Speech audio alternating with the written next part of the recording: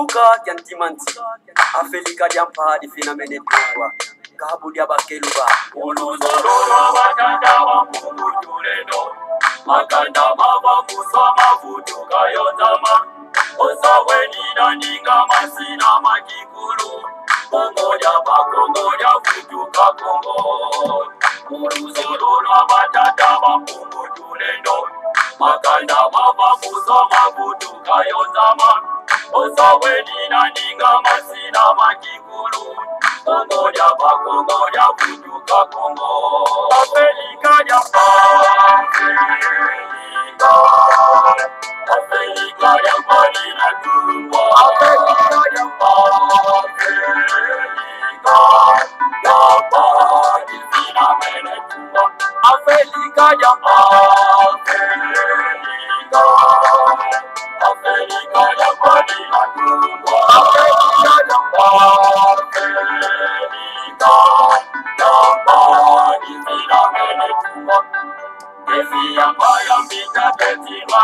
Kongo, Ibanza kya Kongo ye kibuka kya Timanti. Defi apaya mbita keti wana kukongo, Kongo ya Bakongo ya Futuka Kongo. Defi apaya mbita keti wana kukongo, Ibanza kya Kongo ye kibuka kya Timanti. Defi apaya mbita keti wana kukongo, Kongo ya Bakongo ya Futuka Kongo. Afrika ya Afrika ya Madina Tumba, Afrika ya Afrika, ya Madina Mene Tumba, Afrika ya Afrika, Afrika ya Madina Tumba, Afrika ya Afrika, ya Madina Mene Tumba. Zakuna tatu zazo sina katulwa, Uluzolola batata makungu tuleno, Sikumi azone za kwanza sina tungwa, Yevuka na ukivuka Tiantimanti. Zakuna tatu zazo sina katulwa, Uluzolola batata makungu tuleno, Sikumi azone za kwanza sina tungwa, Yevuka na ukivuka Tiantimanti. Afrika ya Afrika, Afrika ya Madina Tumba, Afrika ya Afrika, ya Madina Mene Tumba, Afrika ya Afrika, Afrika ya Madina Tumba, Afrika ya Afrika, ya Madina Mene Tumba. Sikumi azoleza kwanza zinatungwa, Kongo kwimaka mubengela kuva kuzami, Oyo makajanga kivuku bangi chwapa, Kasaimu kivuka Tiantimanti. Sikumi azoleza kwanza zinatungwa, Kongo kwimaka mubengela kuva kuzami, Oyo makajanga kivuku bangi chwapa, Kasaimu kivuka Tiantimanti. Afrika ya Afrika, Afrika ya Madina Tumba, Afrika ya Afrika, ya Madina Mene Tumba, Afrika ya Afrika, Afrika ya Madina Tumba, Afrika ya Afrika, ya Madina Mene Tumba.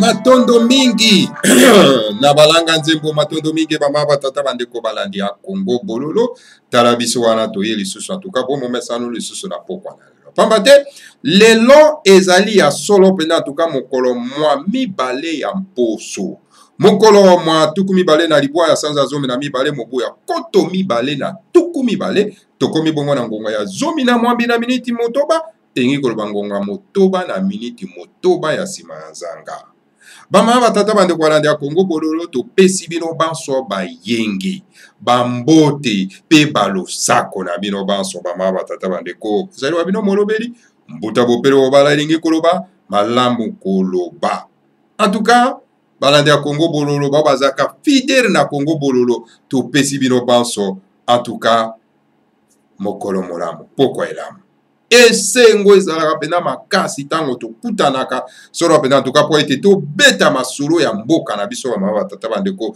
tala esengo tozalaka na yango yango wana en tout cas bino bato bolandaka biso na mboka mokonzi Kinshasa donc na union de Timanti Mobimba c'est-à-dire la confédération de l'Afrique centrale donc la république fédérale du Congo bino bolandaka biso kuna na mboka ya Congo dia kati to bengi na kota bapa Congo central bino bolandaka biso solo pena en tout cas na état autonome de la Mongala et de la Mongolie en tout cas to pesi bino baso en tout cas ba yenge ba buta na biso ba ndeko na biso so balandaka biso solo pena en tout cas na Boyoma na Kivu Maniema na Kasai pe na mboka ya Katanga bamama batata bandeko en tout cas bandundu topesi bino banso en tout cas ba yenge bambote na bino en tout cas esengo pene ezalaka na biso pema makasi tango tozwaka ba feedback ete en tout cas bolandaka biso solo pene en tout cas na bokebi nyonso en tout cas ezalaka esengo mingi alors bamama batata bandeko bokomi tuna me lelo Kongo bololo amemeli biso nini na pokwa na lelo to memeli bino 3 points na pokwa na lelo bamama batata bandeko ya liboso la série continue ya ko attaquer ya ko démolir en tout cas moto babengi solo pena mutombo alias Israël donc oyo ya lokuta na politique oyo abengi bosolo na politique ok bosolo ezalaka wana te en tout cas ezalaka lokuta na lokuta bamama batata bandeko la série continue en tout cas ya ye kosala promotion ya moto babengi solo pena William Marion Branham azosalela ye donc publicité na mboka bana somi ya mboka ya Congo alors donc na ignorance na ye notoire donc na incapacité na ya ko appréhender donc histoire ya mokili ya mwana moni azo kosala publicité ya moto babengi William Marion Branham toko continuer ko pesa ye solo en tout cas ko beta ye mbata ya mokolo ko pesa ye gobele ya Congo bololo kwa komere yango akwa koyeba ete nous ne sommes pas les abrutis pour ya ko abrutir biso parce que a eu moi occasion ya kozwa solo en tout cas chaîne ya télévision oyo ya zosala nango aza ko dondo nango kuna na mboka mokonzi Kinshasa ala tokokenda na deuxième point bamama tata bandeko deuxième point na biso ezali nini tokoloba likambo ya moto babengi lisusu kaka lelo kaka balobi bango baza bapanzisa yango moto babengi solo pena Bosembe alias Christian Bosembe alias Christian alobi ete non bangala baliaka mbwa alors tout simplement pour na koluka ko défendre en tout cas bandeko na biso balubo baza kolia mbwa alors ye pe il faut akenda koluka solo pena en tout cas moyen ya esika ya kodiembela bamama batata bandeko pona koya koloba ete bangala baliaka mbwa alors toko expliquer biso ngala za mongala botala bino moko na lati état autonome de la Mongala yango na mama tata bandeko mongala ye wana za liboso na bino alors donc sikoyo na kwa koyebisa bino soki réellement bangala baliaka mbwa ou bien baliaka mbwa te voilà. Deuxième point na biso yango. Troisième point bamama tata bandeko balandi ya Congo bololo donc tokoloba likambo etali Tambwe alias Eliezer. Tambwe alias Eliezer donc akomi ko s'attaquer na ye donc na ba diaspora ba combattant bamama tata bandeko balandi ya Congo bololo pona ni po akomi déshonneur lelo déshonneur Albazali donc honorable déshonneur ou déshonneur en tout cas Tambwe toko melisa ye Congo bololo lelo bamama tata bandeko balandi ya Congo bololo Eliezer est-ce que vraiment biso pena na mboka na biso bato babengama na komba ba Eliezer. Parce que d'abord, tozaki d'abord kokonzama solo pena en tout cas na bapaya tobengi solo pena ba Belge. Alors ba Belge, je ne pense pas que banayi kobengama na komba ba Eliezer, parce que ce sont les noms, ils ont la connotation française était. D'où vient ces noms-là? Alors, ye tokopesa eno no egobele mibale ya Congo bololo po kwa komerango mama tata bandeko. Alors, sans plus tarder, mama tata bandeko to bananano masolo abiso solo pena en tout cas na moto babengi solo pena Mutombo alias Israël. Mutombo aleki na émission na ye ya lokuta na politique oyo babengi abusement bosolo na politique mama tata bandeko. Omoni batona baza ko utiliser ba chaîne na bango pona ko sala mbongo. Obi po leka na lokuta na politique na chaîne na ye wana. Azo senga bato combien? $800.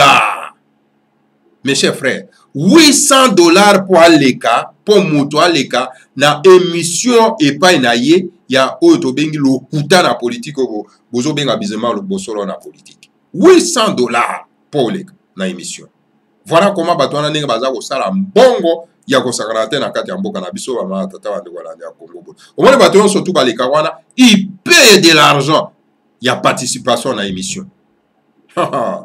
Eza oyo bena méchanceté ya bato yo ilikindelo. Alors donc moto babengi lokuta na politique oyo abusement bobengi yango bosolo na politique na kombo ya Mutombo alias Israël. Mais moi ça m'étonne vraiment. Et ça na bato mosusu bazanga ta son. Mutombo alias Israël mboka na e Kasai. Mboka ba koko na ezali Kasai, Sud Kasai. Mboka ba koko na. Ba tata bano. Mais vraiment ignorance ezali vraiment pas mingi. Yo zana mboka Kasai. Soki mbuzi mayo, soki kananga, toyebite. Mais si ko lata kombo ya kananga, ou ko mbuzi mayo, ou Kasai, ou boy na yo. Si ko lokolo za ko souffrir na complexe d'infériorité Mutombo, alias Israël, ake ko lata kombo ya mboka ya bato mosusu. Po asala ngo promotion na kati ya mabele ya bakoko na ye. Et les gens comme ça vous disent que non, nous sommes les intellectuels, nous avons étudié, nous sommes les universités. Bah, universitaires et à Nino yo. Bah, ma tata bandeko. Bah, ça vient les mutu. Donc, voilà. Mutombo alias Israël, na komba ba paya. Na komba mboka ba paya. Donc, aleki na émission na ye ya lokuta na politique obino bobenga bizoma boso na politique. Aza ko kumisa moto babengi Branham. Na betaki masoro wana lobi na ko répéter angolo. Na bi na ko continuer ko beta soro pena ko pesa Congo bolo na moto ti akozwa lobiko. To la kisaki bino soro pena na lokota ba pa ya lobi ete Branham azalaki membre ya Ku Klux Klan. Ku Klux Klan ezalaki un mouvement et une organisation raciste. Oyo nyokoro baindo ko kanga bango ko bwaka bango na mai ya Mississippi bama tata bande ko landa Congo bololo vivant et moto babengi William Mario Branham faisait partie de cette organisation terroriste bama tata bande.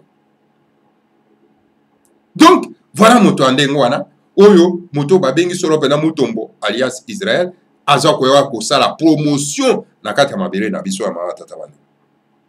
Et moto wana azaki na kati organisation na oyo banyokoli solo pena baindo na kati na mboka na États-Unis d'Amérique wana ezalaki na bane 1920 mobu ya koto moko na kamali bwana tukumi bale ba mama tata bande balandi ya Congo bololo.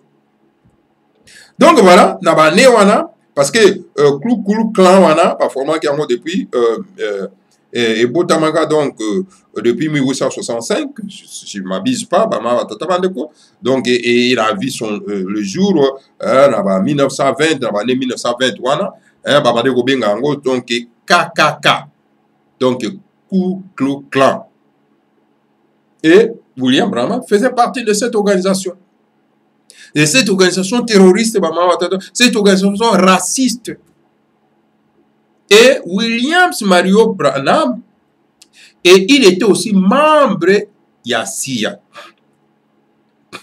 Alors, si quoi moto babengi solo en tout cas, mutombali ya Israël, aza ko sa promotion na kati ya mboka. Aza ko kumisa ye, aza ko adorer ye que non c'est le prophète de tous les temps, ou asala ba miracle ya ndenge na ndenge ba ma batata ba. Quel miracle. Au moins, ceux qui ont souffert d'un complexe d'infériorité, et c'est comme ça qu'ils se comportent. Et pourtant, Bisson Nakati Amboka, nous avons des prophètes qui ont fait des miracles énormes. Ba miracle ya solo. Zoa Fumukimbango. Zoa Fumukimbango. Ou asali miracle ya kosakanate que aucun prophète Nakati Amokilo, aucun tout moi Nakati Amokilo asali nini miracle wana. Ba kange ba tie na tono ba boake na mai motabimi likolo. Hein? Ba pete ba fimbo boye donc mutata kolela UAT. Hein? Ba kei donc ba tie na prison ba mona moto abimi lisusu na Kinshasa. Donc ba obenga ngo Erwana Léopoldville. Hein? Ba miracle modèle na modèle oyo Fumukimbango asali. Ba kotisie na train. Alobi ke avant que des fois mon bana na ye. Soka moni bana était très kokendete, très mobilisé. Ba tie na loma po ba tambusa très wapi. Très kokendete et telemi. Ti jusqu'à ce que ba ke ozwa bana ba ko la ça ye. Ba ye ko monde ça ye, asoina bana e al. Train démarrer ke. Hein? Alors donc Fumukimbango a perçu date na ye à disparition. Hein? A beti 3 coups na mopanzi papa accueilli. Car là nous avons un prophète, un tout moi ou asali miracle énorme na kati ya Congo. Mais ce que yo moto moko boya moindo yo kena kokumisa un criminel. Donc le prophète ya moto babengi mutombalia si Israël, c'est un criminel, un terroriste. Ou a participé à terrorisme contre le noir dans les États-Unis d'Amérique. Donc, il y a des prophètes qui sont terroristes. Donc, il y a des terroristes, il y a des criminels. Moutombo, il y a des criminels. Il y a des terroristes. Il y a des Congo Bololo. Il y a des gens qui piégé Moto Babengi Ibrahim Kabila. Akena ko piéger parce que azamwa na etinda ya occupation bama tata bande ko landa Congo Bolo. Donc voilà bato andengo wana bama tata bande ko koma bakoyi kozala na ba instrument oyo basala kanango propagande na kati ya mboka na biso. C'est grave. Bama tata bande ko landa Congo Bolo. Nous avons des prophètes qui ont fait des miracles na kati ya mboka. Ba prophète ya biso baindo. Hein? Zwa mutabata pala kuna na mboka ya Equateur bama batata bandeko ba kangiye kuna na mboka Bulomba ba cheye sorope na kazi ba kangi kumba ba na sanduku ba kangi kumba ale ba boka ngo tika ye sorope na Coquelatville so de dit na Mbandaka. Alors ba souda 4 militaires il y a armée coloniale belge. Alors bazu batie na boato ale ba komi na katikati ya mai ale abimi likolo ya sanduku abibo banga te toki bama tata bande. Voilà des miracles. Et le dernier miracle bama tata bande ko bama lande ya Congo Bololo o le monde entier za ko comprendre était jusqu'à présent. Oyo to moni biso moko na miso. Oto vivre biso moko. Oto zolo ba oto vivre te. Mais oto vivre biso moko. Fumu manda nsemi. C'était un tout moi. Tana ba miracle ya sali. Ba kotisie na prison. Ya makala. Hein? Ba luki ba assassiné ye. Mais à Bouki prison. Il est sorti avec 4500 donc détenus. Maman tata de Golande. Un miracle oyo mokili mobimba et tikala miwe jusqu'aujourd'hui maman tata de. Ba siégé na kati ya palais royal pendant 4 semaines. Ba mindo kinine etonaki kunate. les armes de toute envergure, ba char de combat, hein, ba roquette, oh ba bête qui na résidence, il y a ma campagne, il y a palais royal et il y a les mandats.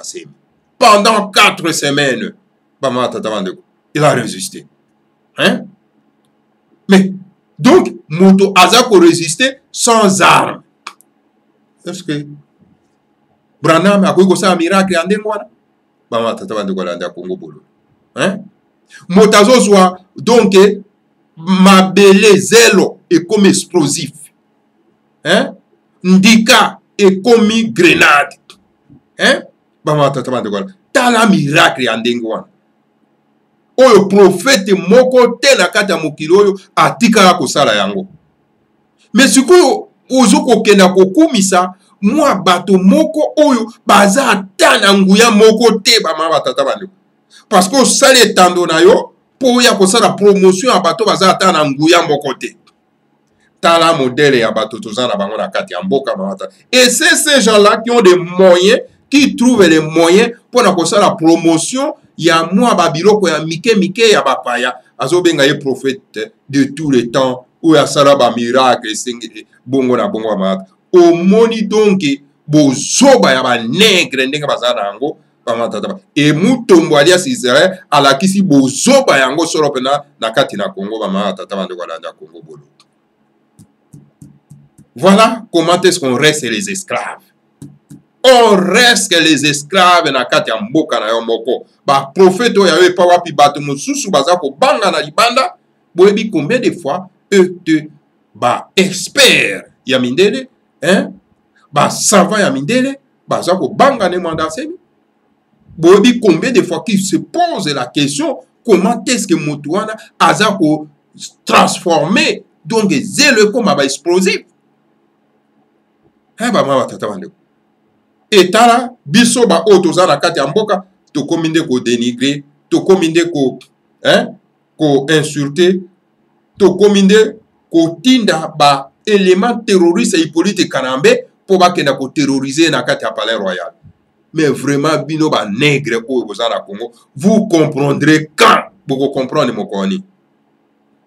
Voilà, mutorko ya mutombo et vous avez tant de mutombo alias Israël na kati ya Congo ndengo na ba tata bande. O baza ko préférer ko sala promotion ya biloko ya bapaya. Mais ya bango moko balingité. O ko baza sala promotion ya ba prophète ya bapaya. Et pourtant ba prophète wana bapaya ba sala ta eloko moko ya makamu cité. Et biso moko toza na prophète ba prophète ya mako ba sali ba makamu c'est na mboka na biso. Donc toza ko négliger, toza ko dénigrer, toza ko sosifier, donc toza ko humilier.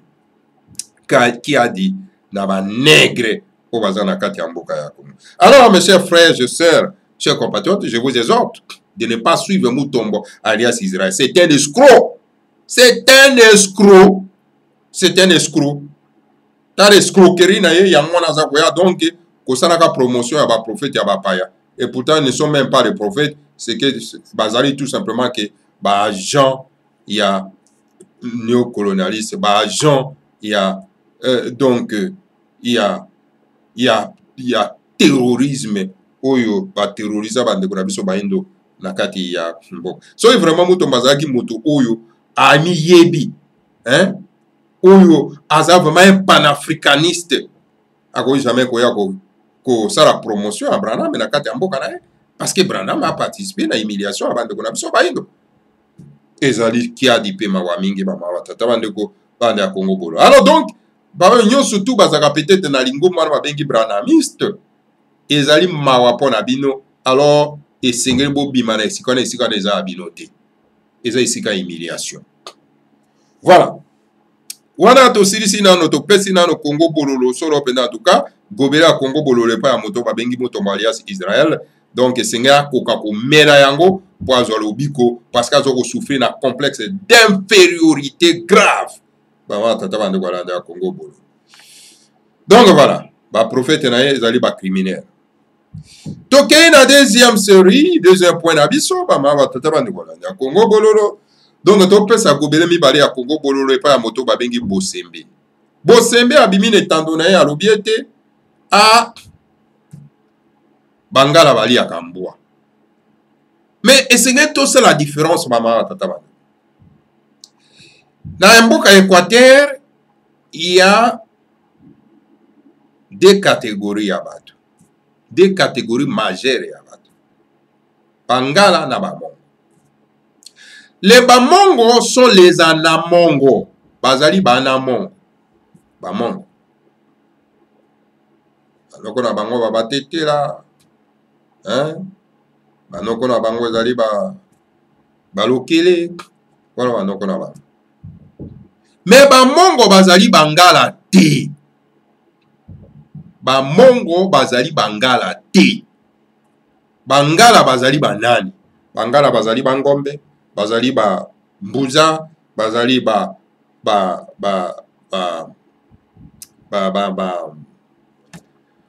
Banani donc Bangombe, Bambuza,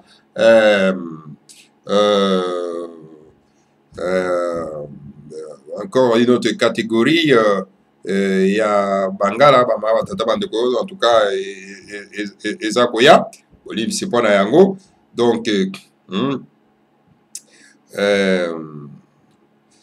y a quatre catégories, n'est-ce pas? Il y a Bangala. Mais Bamongo ne font pas partie, n'est-ce pas? Il y a Bangala. Kokom Bangala. Ngala. Mba Ngala. Donc, descendant na ye, donc Bangwana. Tobengi Bangombe. Tobengi Bambunza. Hein? Tobengi libota oyo ya traite oyo makila oyo. Hein? Hein? Na libota oyo ya dictateur, comment il s'appelle? Mobutu. Hein? Mbandi Mbaka, voilà. Bangbaka na bangbandi, ba ngombe na bambuza. Donc, bangonde bazali Bangala. Mais Bamongo baza Bangala te. Alors, ceux qui bosembe ali à Kamboa, parce que azali mongo ya basankusu. Bosembe azali mongo ya basankusu. Yango na ali à Kamboa. Mais biso bangombe toli à Kamboa te.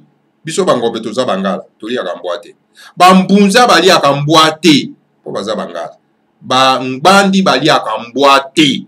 Po baza Bangala. Et puis Bangbaka bali à Kamboa te. Po bazali Bangala. Mais Bango, Bamongo, Baliak. Bamongo Baliak Kamboa. Alors, esengeli bosembe ya netando na ye ya télévision na ye oyo ya salaka jalelo alo bake biso Bamongo toli ya Kamboa mais Bangala Baliak Kamboa te. Il faut qu'on précise. En voulant défendre bande konabiso ya Baluba pour bazoli amboa, alors il faut suko koluka ko généraliser isusu na bato mususu ke non ba mona ke pe bato mususu pe bali aka bamboa. Mboa azali nyama bien sûr, mais ezana bato oyo na bokoko na bango bali aka, mais biso Bangala toli aka mboa te. Donc ba mongo c'est-à-dire plus particulièrement ba mbole bango bato bali aka mboa. Alors donc ngi koloba ba bosembe azali mongo. Hein? A jaloliste, jaloliste. Parce que la plupart des Mongos, ça va toujours jalelo.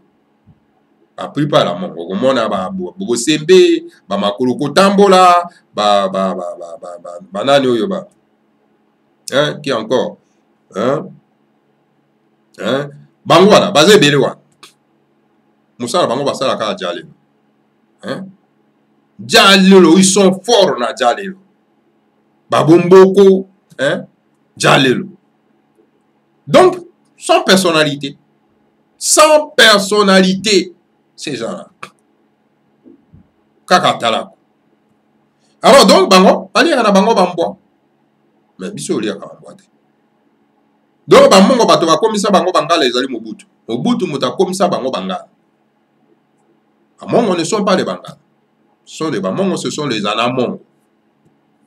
Voilà, en tout cas, Bama Batata Bandego. Et c'est une précision de Sikawana.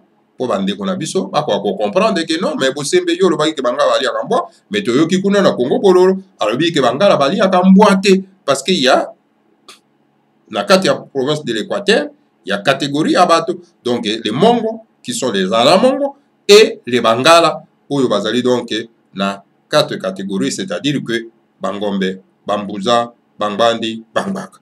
En tout cas, attendons mingi na bino bano, bino banso ninga na loba. Donc bozui précision ya malamu penza awa na Congo bolo biso to ande ko pesa précision ba ma tata bandeko bande ya Congo bolo po ete boko akubunga te.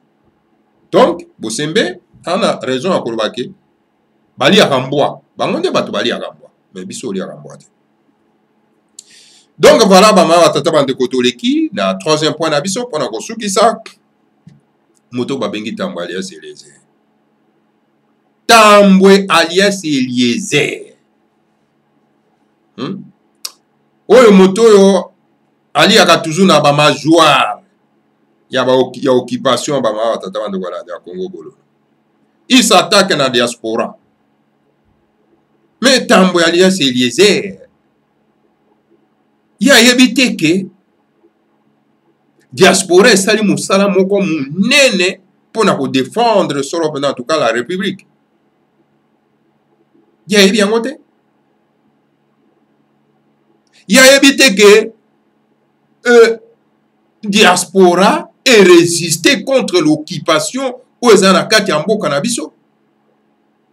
Et ceux qui bande ko na biso na kati ya mboka bazali beaucoup plus éveillés. C'est à cause de la diaspora. Ce n'est pas aujourd'hui que Moto Babengi Tambwe alias Eliezer. Hein? Agent et en air, comme ils le disent. Maman, tata bandeko, aya ko se prétendre awa ko diaboliser la diaspora, maman, tata bandeko na Congo. Hein? Mais la diaspora fait que se battre pour être mboka ebonga soki mboka ebongi diaspora aza isusu na temps wana te ya kosengere isusu na makambo etali politique ya mboka ezali mosala te oyo diaspora aza kosala po abénéficier nango mboka mbongo je veux dire parce qu'il a l'amour ya mboka wana et c'est pour cette raison aza komipesa mpona kose battre. Mais moto babengi Tambwe alias Eliezer aza ko diaboliser donc bande ko na biso baza ko se battre que non bazo sala mosala ya occupation bazo sala mosala ya bapesa bango mbongo na bato bazali kuna na mboka po basala ka makelele bongo na bongo ba tata bande ko la Congo bolo. On moni un voleur qui crie au voleur. Un voleur aza moyibi aza ko créer sous voleur moyibi. Hein? Mais Ngbanda n'a pas dénoncé que Tambwe azali un agent double. Ngbanda n'a pas dit ça que Tambwe azali un agent double.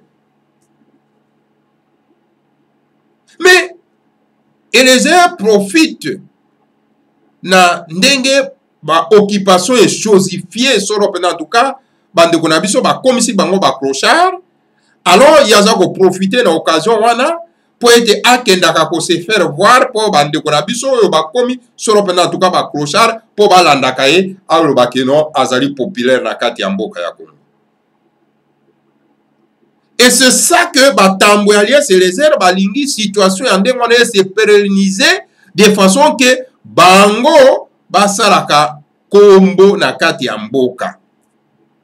Bango balingi te ke situation ebonga. Balingi te ke bana diaspora ba combattre situation na mboka ebonga. Balingi situation etikala ndenge wana po bango ba profitaka na yango ba mawa tata bandu kwa nda Congo bolo. Akende kolokota kama ba bilokos ake kopesa yango solo pena en tout cas ba ndeko na biso oyo ba chosifier bango alors donc aza ko se faire okola une bonne personne bama tata bande ko la Congo bolo. Mais Tambwe alias Eliezer toyebi misala ozali ko sala. Vous prenez les gens comme des bêtes. Vous prenez les gens comme les imbéciles. Hein? Toyebi misala bozali kosala na kati ya mboka. Bolingi situation ebonga na mboka te. Mais tango diaspora aza kotelema mpona kokombate ke situation ekoka kobonga,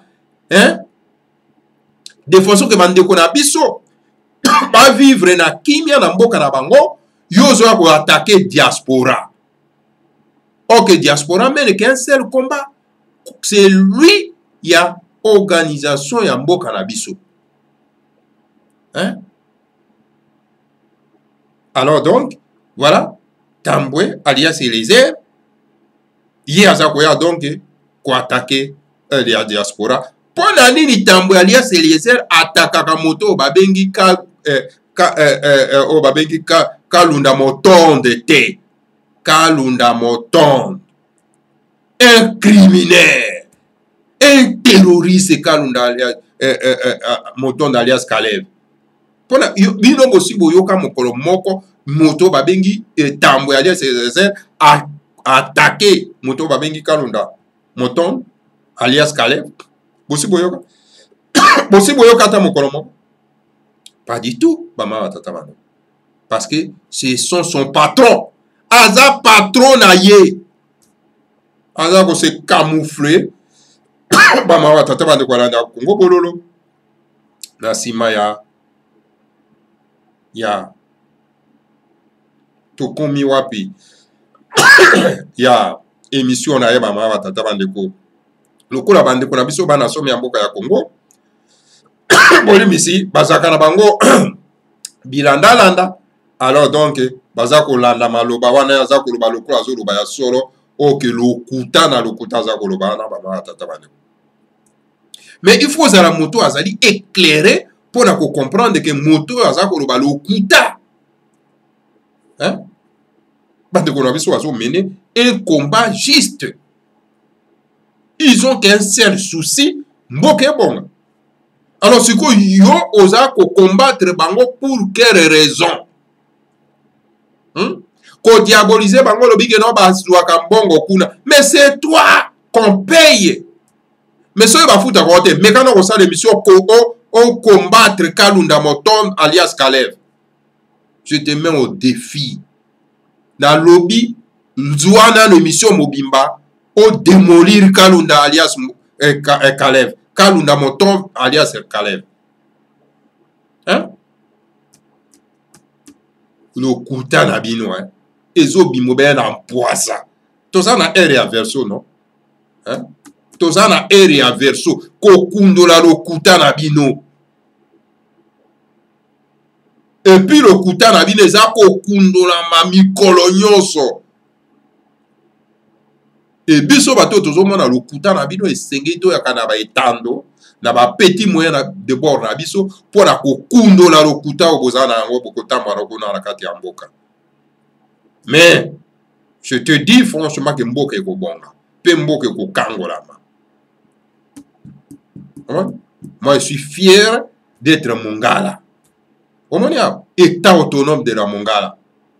Et komonana. Car les mariages forcés et procurer biso bonheur et procurer biso belle souffrance. Et c'est to mettre fin à yango. Et c'est to mettre fin. Règne à lokuta et koka kosila ba ma tata bandeko. Règne à lokuta et koka kosila. Alors yangwana ba ma tata bandeko landa Congo bolo tokotika lokuta et planifié te. Et planété, et soit cicaté, la carte en boka na biso amara tata bandeko et sengeli to combattre yango jusqu'à ce que si là. Voilà, bama tata bandeko la na Congo bololo. Donc pona ba ndeko na biso ya diaspora, ba iko ben pico. Et puis tout continue ben musala et ko bundisa solo pendant les anti-valeurs. Ko bundisa. Les anti-valeurs. Et les anti-valeurs, les ali batambwe. Koyaka na ba etando mikonzo ka komikumisa. Komikumisa. Komikumisa. Ok, éviter que toyebi esika akenda kopuize solo mpena tuka mosolo wana oyo aza kotonga bandako oyo aza kokenda kopesa bandeko na biso bachosifie bango toyebi esika oza kozwa mosolo wana toyebi mais ika obe mpiko bosolo ekobima obe na mpwasa matono mingi na bino banso bamama batata bandeko balandi ya Congo bololo donc voilà oyo tokoki komemela bino solo mpena tuka na pokwa na lelo bamama batata bandeko esengelaki tomelisa gobe mibale misato ya Congo bololo epai ya bato oyo baza na mboka ya Congo. Alors voilà, vive la diaspora et voilà, vive l'union de Timanti et vive le grand maître Nemwanda Semi, le géniteur, n'est-ce pas, il y a union de Timanti bama batata bandeko balandi ya Congo bololo. Donc voilà, ce qui n'a komiawa elingi koloba ete maloba manga mapokwa malelo bango masuki. Matondo mingi na bino banso, que le Seigneur à Congo nous bénisse tous, bénisse Nemwanda Semi et bénisse la République fédérale du Congo.